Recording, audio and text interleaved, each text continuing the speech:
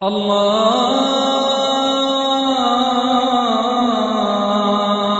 আকবার, আল্লাহু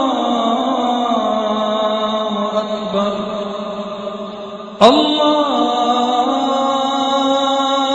আকবার, আল্লাহু আকবার। 3 নম্বরে রব্বুল আলামিন বললেন ওয়া ইতাইযিল কুরবা, নিকটাত্মীয়দেরকে দান করো। নিকট আত্মীয়দেরকে দাও, যারা তোমাদের ব্লাড কানেকশনের আত্মীয় তাদেরকে তোমরা দাও।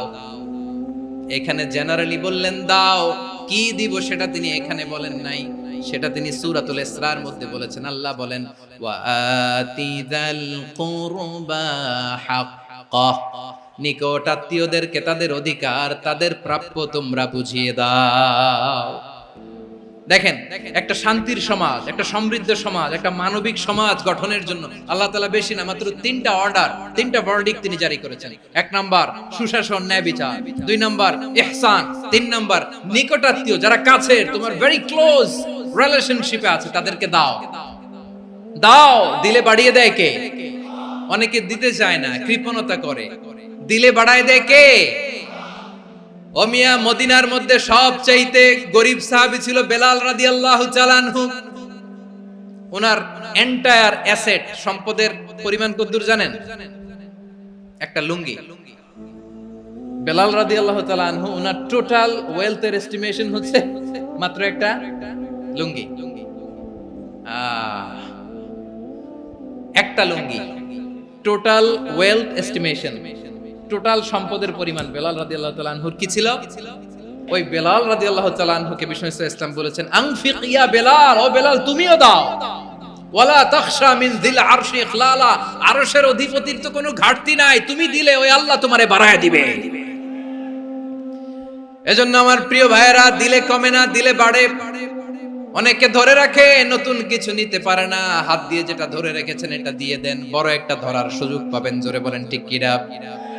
রব্বুল আলামিন বললেন 3 নাম্বার আদেশ হলো তোমাদের প্রতি, সমাজটারে কেমন করে মানবিক সমাজ, সুন্দর সমাজ গড়বা। 3 নাম্বার আদেশ হলো ওয়া আতিদাল কুরবা হাক্কা, নিকটাত্মীয়দেরকে তাদের প্রাপ্য বুঝিয়ে দাও। এই নিকটাত্মীয়দেরকে তাদের অধিকার বুঝিয়ে দেওয়া, প্রাপ্য বুঝিয়ে দেওয়াতে আমাদের গাফলতি আছে না নাই? অনেকে দেখবেন অনেক আল্লাহওয়ালা, তাহাজ্জুদ গুজার, সেজদা দিতে দিতে কপালে কালো দাগ ফেলে দিছে, সে তার বোনের হকটা আদায় করে নাই। আছে না নাই? অনেক বড় হাজী সাহেব, বিশাল লম্বা দাড়ি, ছেলেরে সব দিয়ে দিছে, মেয়েরে কিছু দেয় নাই, মেয়ের হক আদায় করে নাই। আছে না নাই? এই হাজী সাহেবেরা, এই আল্লাহওয়ালারা কিয়ামতের ময়দানে আটকে যাবে। আপনি অন্যের অধিকার নষ্ট করেছেন, তাদের রাইটস কে ভায়োলেট করেছেন। এজন্য আল্লাহ তাআলা বলেন, কারো অধিকার যদি কেউ নষ্ট করে, ওই সমাজটা মানবিক সমাজ কঠিন কালেও হতে পারে না। এজন্য 3 নম্বর আল্লাহ বললেন ওয়া ইতাইযিল কুরবা, নিকটাত্মীয়দেরকে দাও। কি দিবা? তাদের অধিকার দিয়ে দাও। বোনের অধিকার বুঝিয়ে দাও, মেয়ের অধিকার বুঝিয়ে দাও, ফুফুর অধিকার বুঝিয়ে দাও। দেখবেন অনেক মায়েরা ছেলের পাতে মুরগির রান দেয়, মেয়ের পাতে দেয় মুরগির ঠ্যাং। তো মেয়ের কি মুরগির রান খেতে মনে চায় না? মনে চায় না? এমনটা করা যাবে না।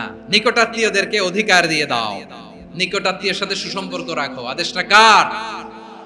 এজন্য প্রিয় ভাইয়েরা, জীবনে যদি বারাকা অর্জন করতে চান, নিকটাত্মীয়দের সাথে সুসম্পর্ক রাখতে হবে, তাদের জন্য উপহার পাঠাতে হবে। বিশ্বনবী বলেন লা ইয়াদখুলুল জান্নাতা কাতে, যে ব্যক্তি আত্মীয়তার সম্পর্ককে ছিন্ন করে দেয়, সে কঠিন কালেও আল্লাহর জান্নাতে ঢুকবে না। আপনি কি এটারে সহজ হাদিস মনে করছেন? এটা সহজ কথা? আপনি ভাবছেন আপনার নামাজ আপনারে বাঁচাতে পারবে, আপনার রোজা বাঁচাতে পারবে, আপনার তাহাজ্জুদ আপনারে বাঁচাতে পারবে? অধিকার নষ্ট করলে কিছুই আপনারে বাঁচাতে পারবে না। এজন্য নিকট আত্মীয়দেরকে দিতে হবে বেশি বেশি। বিশ্বনবী বলেন ইন্না সাদাকাতা আলাল মিসকিনি সাদাকা ওয়া আলা যির রাহিমি ইসনাতান সাদাকাতুন ওয়া সিলা।